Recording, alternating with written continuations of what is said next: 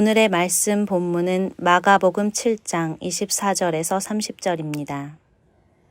예수님께서 그곳을 떠나 두로 지방으로 가셨습니다. 예수님께서 어느 집에 들어가셨습니다. 그리고 이 사실을 아무에게도 알리지 않으려고 하셨습니다. 그러나 숨어 계실 수는 없었습니다. 예수님의 소문을 듣고 어떤 여자가 얼른 예수님께 와서 무릎을 꿇었습니다. 그녀에게는 더러운 귀신이 들린 딸이 있었습니다. 그녀는 그리스 사람으로 수로보니게 사람이었습니다. 그녀는 예수님께 자기의 딸에게서 귀신을 쫓아달라고 간청했습니다. 예수님께서 그 여자에게 말씀하셨습니다. 자녀들을 먼저 먹여야 한다. 자녀들의 빵을 빼앗아서 개에게 던지는 것은 옳지 않다. 그 여자가 대답했습니다. 주님, 옳습니다. 그러나 상 아래 있는 개들도 그 아이들이 흘리는 부스러기는 얻어먹습니다. 그러자 예수님께서 말씀하셨습니다. 내가 그렇게 말하니 돌아가거라. 귀신이 내 딸에게서 떠났다. 그 여자가 집에 돌아가서 침대에 누워있는 딸을 보니 귀신은 이미 나가버린 후였습니다. 여러분, 사람마다 편하게 느끼는 사람들이 있죠? 우리는 대체로 자기 자신과 비슷한 면을 갖고 있는 사람에게서 편안함을 느낍니다. 예를 들면 비슷한 배경, 문화, 습관을 갖고 있는 사람들이죠. 여러분, 자신과 닮은 면을 갖고 있는 사람을 편하게 느끼는 것은 지극히 자연스러운 것이고요. 정상적인 현상이에요. 그런데 문제는 우리와 전혀 다른 사람을 만났을 때 어떻게 행동하는가에 있죠. 예수님 당시의 유대인들은 비유대인들에 대해서 엄격하게 선을 긋고 상대하지 않았습니다. 이들이 그렇게 행동했던 데는 두 가지 이유가 있었는데요. 첫 번째는 그들이 하나님의 선택을 받은 백성이라고 하는 선민의식 때문이었습니다. 두 번째는 수세기 동안 주변 나라들로부터 미움과 박해를 받았고요. 침략과 조롱과 학대를 당했던 역사적인 아픔 때문이었습니다. 그런 쓰린 세월로 인해서 유대인들의 선민의식은 그들 민족의 정체성을 둘러싼 굳건한 벽의 역할을 했는데요. 그러다 보니 외국인과 접촉하는 걸 꺼려했고요. 외국인과 어쩔 수 없이 사업상 거래를 한다 하더라도 함께 식사하진 않았습니다. 훨씬 더 엄격했던 유대인들은 아예 비유대인의 집에 발을 들여놓는 것도 안 했어요. 오늘 본문에 나오는 이야기에서 예수님도 이런 관점을 갖고 계신 것처럼 보이는데요. 예수님이 두로 지방에서 만났던 수로보니게 민족 출신의 그리스 여인을 개에 비유하셨어요. 자녀의 빵을 가져다가 개들에게 주는 것은 옳지 않다. 여기서 개들이라는 말은 유대인들이 비유대인들을 비하할 때 보통 사용하던 단어였어요. 고대 세계에서 개는 지금처럼 사랑스러운 애완동물로 취급되지 않았습니다.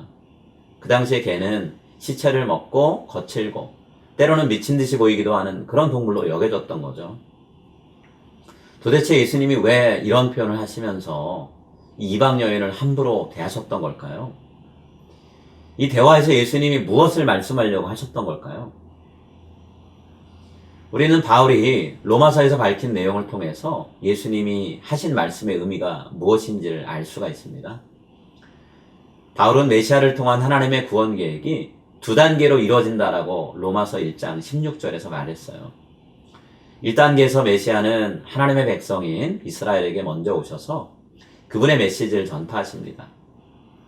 수많은 선지자들이 이 부분에 대한 예언을 했었죠. 만약에 예언한 대로 하나님께서 이스라엘 백성들에게 메시아를 보내주시고 그분의 말씀을 듣게 하신다면 그 다음 단계로 넘어가게 돼요. 2단계에서 하나님은 비유대인들을 향해서 구원의 메시지를 전하십니다. 이 구원 계획에 따라 예수님은 1단계를 이행하는 것이 예수님 자신의 시급한 사명이라고 아셨어요. 그래서 주로 유대인들을 대상으로 복음을 전하셨던 거죠. 하지만 안식일과 정결 예식, 또 어제 우리가 살펴보았던 음식과 관련된 규정을 놓고 바리새인들과 또 서기관들과 자꾸만 부딪히게 되니까 최대한 조용히 지내시려고 이방인의 땅으로 가셨던 거예요. 거기서 만난 여인에게 예수님이 유대인들의 구원을 위한 사역이 먼저 이루어진다라는 의미로 식탁 위의 음식을 개에게 주지 않는다라는 말씀하셨던 거죠. 만약에 이 유대인을 향한 사역이 이루어지지 않으면 그 다음 단계인 이방인의 구원은 시작될 수 없었어요. 예수님은 분명히 이방인들에게도 구원의 문을 여실 겁니다. 하지만 그 일은 예수님이 십자가에 달려 돌아가신 이후 베드로와 바울 같은 사람들에 의해서 이루어질 거예요. 이런 상황에서 이방인 여인은 자신을 개로 인정합니다. 그리고 부스러기 은혜라도 좋으니까 허락해달라라고 요청을 했어요. 여인의 이런 겸손한 태도를 보시고 예수님이 미래에 이루어질 이방인의 치유와 구원을 이 여인에게 미리 맛보게 해주셨습니다. 그래서 그녀의 어린 딸을 괴롭히고 있던 더러운 귀신을 그 즉시 내쫓아 주셨죠. 여러분, 하나님은 이 세상을 향한 분명한 계획을 갖고 있습니다. 그리고 그 계획을 순서대로 이뤄가세요. 그런데 이방 여인처럼 우리에게 하나님의 손길이 긴급하게 필요할 때가 있죠. 그럴 때 우리가 여인처럼 간절한 마음으로 기도한다면 하나님이 장래에 이루실 일을 미리 앞당겨서 우리에게 맛보게 하실 수 있습니다. 하나님의 계획 전체를 바꾸지는 않으세요. 그렇지만 우리가 장차 완전히 보게 될 것들을 미리 경험할 수 있는 은혜를 허락해 주십니다. 우리가 기대하고 기다리는 하나님 나라가 이와 같아요. 하나님 나라에서 우리가 누리게 될 기쁨, 정의, 사랑, 하나님의 구원과 회복하시는 능력, 그것이 오늘 우리의 삶 속에 들어와서 우리를 새롭게 합니다. 예수님이 오셔야 이루실 하나님 나라가 이미 우리 가운데 시작된 거죠. 포기하지 않고 겸손하게 예수님의 도움을 요청한 여인처럼 우리도 하나님께 간절한 기도를 드리면서 하나님의 능력의 손길을 구하며 살아가야 됩니다. 하나님의 나라가 먼 미래에 다가오는 것만 아니라 지금 여기 here and now의 삶에서 경험될 수 있다는 기대와 소망을 가지고 기도의 무릎을 꿇을 때 하나님의 풍성한 은혜가 저와 여러분의 삶에 깃드는 것을 보게 될 것입니다. 이제 오늘 주신 말씀을 붙잡고 다음의 기도 제목으로 함께 기도하시겠습니다. 하나님께서 저를 위해 예비해 놓으신 선한 일들을 기대하며 주어진 상황에서 최선을 다해 기도하게 하시고 믿음과 소망을 가지고 하나님의 일하심을 기다리게 해 주소서. 하나님, 저 자신과 가정과 교회와 이 사회를 향한 하나님의 놀라운 계획을 깊이 알게 하셔서 그 계획에 적극적으로 참여하는 하나님 나라의 백성이 되게 해 주소서.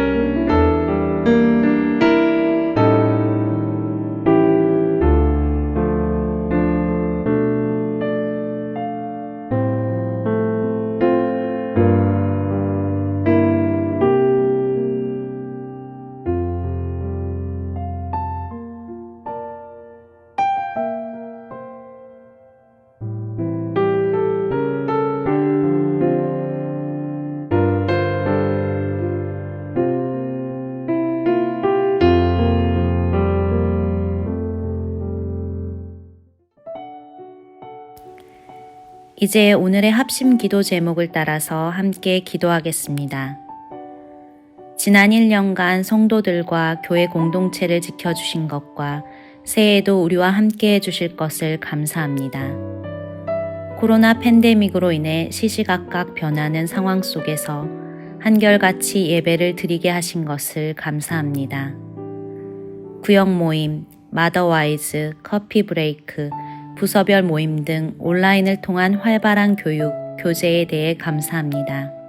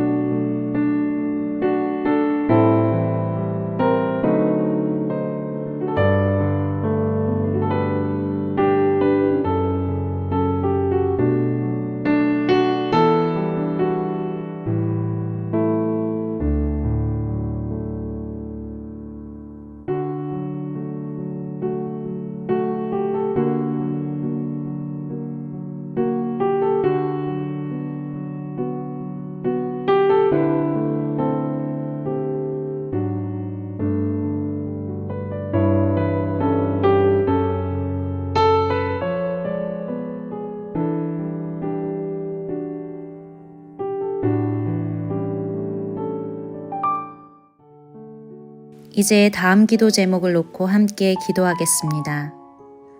코로나에 감염된 성도님 가정을 회복시켜 주시고 일상생활로 안전하게 복귀하게 하소서. 백신 투여가 더욱더 활발하게 이루어지고 그 효과가 사회 전체의 안전으로 이어지게 하소서. 우리 교회가 지난 한 해처럼 계속해서 예배, 교육, 선교, 봉사, 교제에 더욱더 힘을 쏟게 하소서.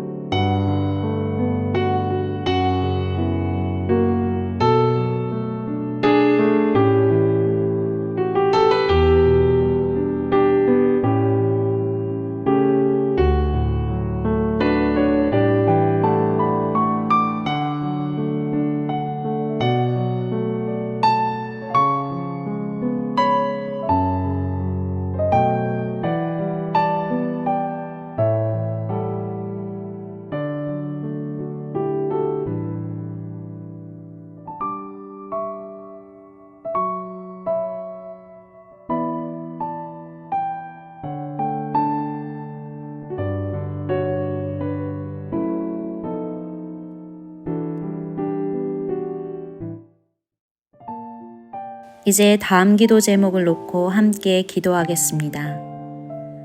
교육관 건축위원회의 활동을 통해 다음 세대에게 양질의 신앙교육을 진행할 아름다운 공간이 마련되게 하소서. 50주년 기념 50일 기도회를 통해 개개의 성도님들과 각 가정 그리고 온 교회가 영적으로 새로워지게 하소서. 하나님의 은혜로 섬기게 된 두 구호단체와 온전히 협력하며 푸드 드라이브를 통한 나눔을 계속하게 하소서.